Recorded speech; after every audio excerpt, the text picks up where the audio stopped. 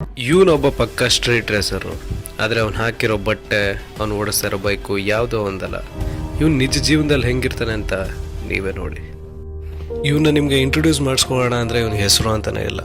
Race ಊಟ ಹಾಕಿರ್ಬೇಕಾದ್ರೆ ಎಲ್ಲರೂ ಬಾಯ್ ಅಂತಾರೆ, ಬಾಕಿ ಟೈಮಲ್ಲಿ ಎಲ್ಲರೂ ಹೋಗೋ ಬಾರೋ ಅಂತ ಕರೀತಾರೆ, ಫ್ರೆಂಡ್ಸ್ ಎಲ್ಲ ಚಿಚ್ಚ ಅಂತ ಕರೀತಾರೆ. ಅಲ್ಲಿ ಇಲ್ಲಿ ನಡೆಯೋ ಸ್ಟ್ರೀಟ್ ರೇಸಲ್ಲಿ ಅಲ್ಪ ಸ್ವಲ್ಪ ದುಡ್ಡು ಮಾಡಿಕೊಂಡು ಹೊಟ್ಟೆಗೆ ಬಟ್ಟೆಗೆ ಕರೆಕ್ಟಾಗಿ ನೋಡಿಕೊಂಡು ಈ ಒಂಟಿ ಮನೆಗೆ ಜಂಟಿಯಾಗಿದ್ದಾನೆ.